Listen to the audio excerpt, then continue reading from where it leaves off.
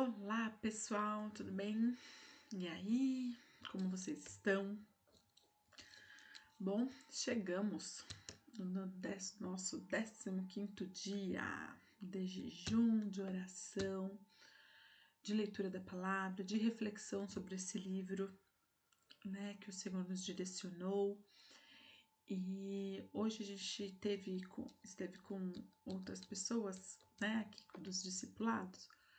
E eu achei muito bacana a gente conseguir conversar sobre, né, o que o Senhor está fazendo, como o Senhor está mobilizando, né, essas passagens que a gente tem discutido aqui, que a gente tem trazido essas reflexões na vida delas, pro ministério, né? Então, assim, gente, de verdade, estejam compartilhando lá no grupo com a gente aquilo que o Senhor vai colocando, né, a visão, as ideias, os pensamentos, sobre essas reflexões que a gente tem feito, para não ficar uma coisa que só a gente trazendo e a gente não tendo um retorno de vocês. A gente precisa desse retorno, até porque a gente está estruturando a maratona essa semana, está sendo um momento muito precioso. A gente tem orado, né? O Roger montou uma escala hoje das pessoas, a estrutura da ação jovem também a gente está realizando, para depois já começar a colocar vocês aí, né, para estar nos ajudando, né, alterando o que vocês acharem que deve ser alterado, acrescentar o que vocês acham que deve ser acrescentado, a gente pensar isso junto, se isso faz sentido hoje para o Inspire Mais ou não, e também para o Inspire. Então, assim, a gente precisa escutar vocês, gente, né? E aí, uma das falas que eu escutei hoje é assim: Aline, como Neemias era convicto, ele era convicto, simples assim, Deus mandou, ele vai fazer e acabou. Né? Aí outra pessoa trouxe a questão dos alertas, o quanto que é necessário a gente estar alerta, porque realmente a gente é muito distraído, a gente acaba, né, não nos atentando às coisas que nos distraem, né, daquilo que o Senhor nos chamou para fazer. E é muito interessante. E outras coisas também que a gente compartilhou, às vezes como é difícil a gente ter uma constância na nossa devocional e o quanto que esse tempo juntos como comunidade, a gente prestar conta uns para os outros, né? Porque nos comprometemos juntos de estar conseguindo ser fiel a Deus nisso, né? Então o quanto que esse momento também tem sido especial para ter esse tempo, né? De reflexão e tudo mais.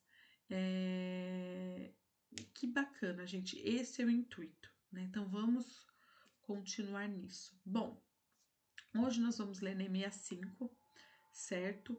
Do 1 ao 12, ok? Então vamos começar? Bora lá.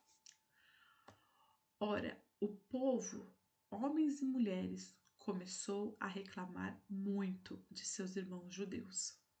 Aqui a gente vê a questão da oposição interna entre os próprios judeus, entre os cidadãos, né? Aqui a gente vê, diferente de como a gente estava falando nos outros vídeos, que era uma oposição externa. Há uma questão da sociedade, uma questão da mídia, uma questão de filosofias e ideologias diferentes daquelas da palavra. Então, assim, é normal que esse meio, esse público falem mal de nós ou que se oponham às nossas ideias e às nossas crenças daquilo que daquilo que Cristo coloca para nós. Porém, a gente começar a escutar oposição dos nossos, daqueles que também são filhos de Deus, a gente é um pouco complicado, né? E aqui eu acho interessante no versículo 1, que aqui ele começa um certo protesto e que até a própria mulher que não tem voz aparece aqui nesse versículo. Nessa época, mulheres não tinham muita voz. E ela é citada aqui nesse versículo, né? Que assim, por quê? Isso para você ver o que até a mulher que era tão oprimida naquela época, ela precisa, ela vai ser, ela fala e ela é ouvida, porque está escrito aqui na Bíblia. Aí do 2 ao 5 que fala: alguns diziam, nós e nossos filhos e filhas somos numerosos. Precisamos de trigo para comer e continuar vivos. Outros diziam, tivemos que penhorar nossas terras, nossas vinhas, nossas casas para conseguir trigo para matar a fome. E havia outros ainda que diziam, tivemos que tomar dinheiro emprestado para pagar o imposto cobrado sobre as nossas terras e as nossas vinhas.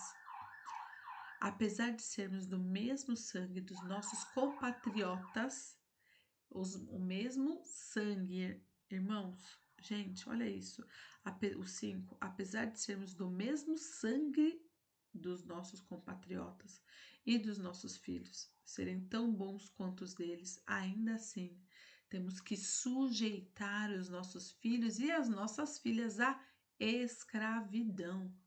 E, de fato, algumas de nossas filhas já foram entregues como escravas e não podemos fazer nada, pois nossas terras e as nossas vidas pertenciam a outros. Então aqui a gente vê o quê?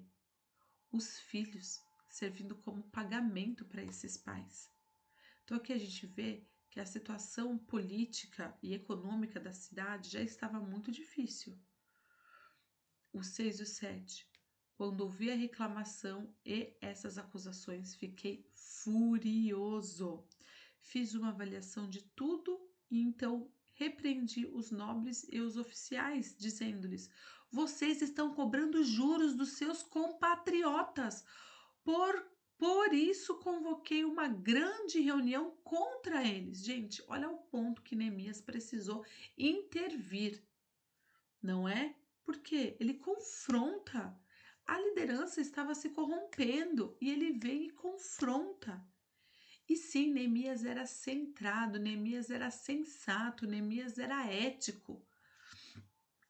O 8. E disse: na medida do possível, nos compramos de volta nossos irmãos judeus que haviam sido vendidos aos outros povos. Agora estão até vendendo os meus irmãos, e assim eles terão que ser vendidos a nós de novo. Eles ficaram em silêncio, pois ficaram sem respostas. Gente, os líderes, as autoridades estavam explorando as pessoas desfavorecidas. O evangelho não nos chama mais para a gente viver dessa maneira, não é dessa maneira que o evangelho nos chama para viver, dentro de uma desigualdade social, explorando as pessoas que têm menos poder aquisitivo que nós. Não é nesse lugar, gente. O evangelho nos chama para que a gente possa cuidar dos necessitados, que a gente possa visitar o órfão e a viúva. É para esse lugar e não para aumentar isso. Entendem aqui o que está acontecendo? Então, assim, as muralhas estavam começando a ser levantadas, a cidade começou o quê? Porque estava todo mundo trabalhando.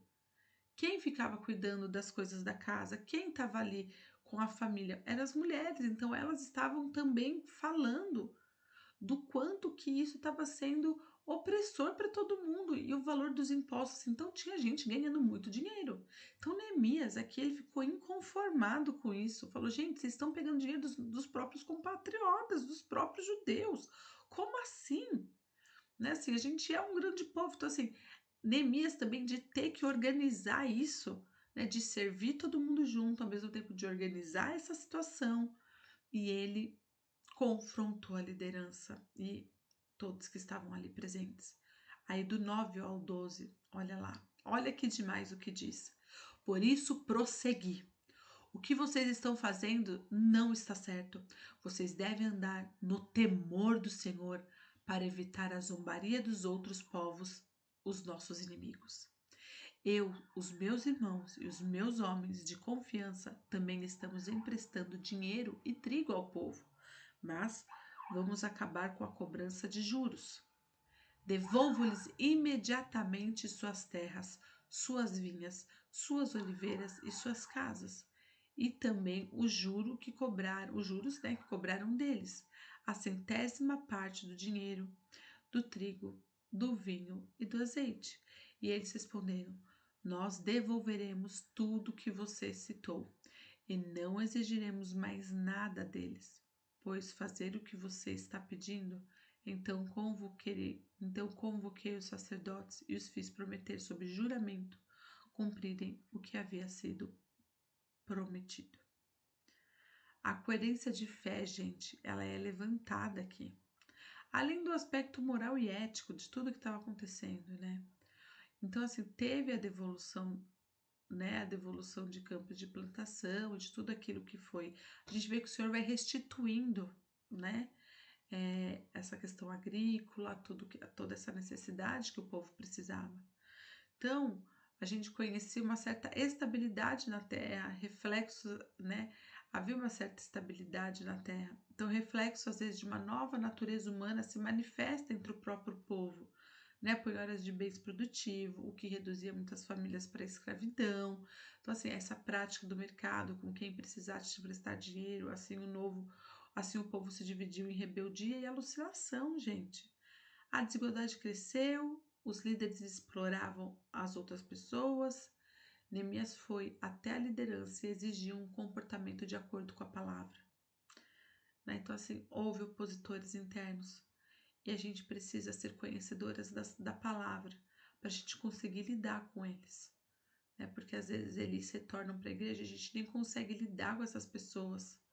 Né? Porque a gente já fica com o pé atrás, já fica desconfiado, mas não. Vamos orar, vamos orar para que eles tenham contato com o Salvador. Vamos orar para que essa situação mude. Concorda, gente? Então, assim, vamos estar atentos, né, aos nossos. Então, assim, vamos estar realmente atentos àquilo que o Senhor está fazendo, certo? Temos aqui os nossos pedidos de oração, que é o que, né? Orar para que cuidemos dos órfãos, das viúvas e dos necessitados. Orar pelos jovens que também abrirão os cultos. Certo, pessoal? Então, assim, hoje a gente fica por aqui, refletindo um pouco sobre essa oposição interna e que a gente continue se posicionando no Senhor, tá bom? Beijo, gente. Até a próxima.